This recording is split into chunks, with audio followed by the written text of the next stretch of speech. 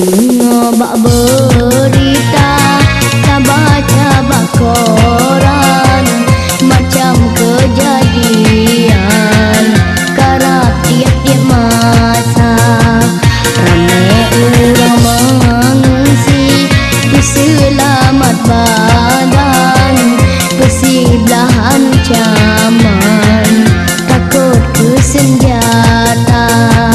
Rumah si kuladung tutong di kampung Hanale aman, penuh dengan malam rakyat menderita. Di rakyat hana medaya, sengsara hantik tak bayang. Aceh sabelam goyang, sabelam balang.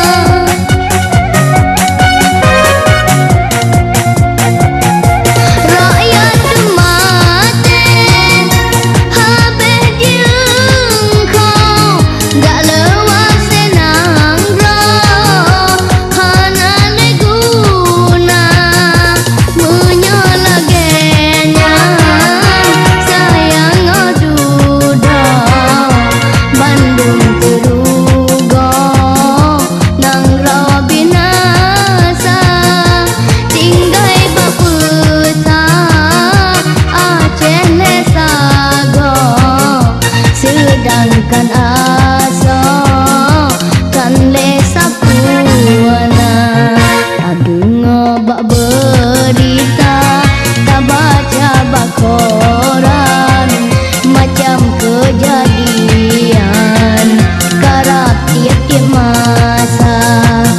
Ramai orang mengungsi selamat badan, bersiblah ancaman, takut ke senjata.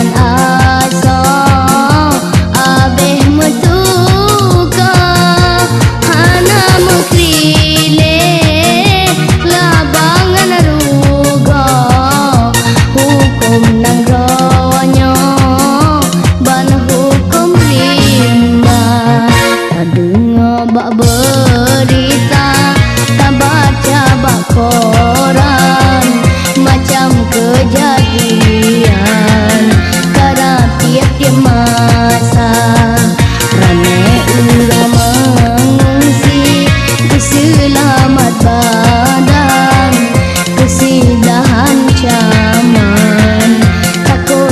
senjata.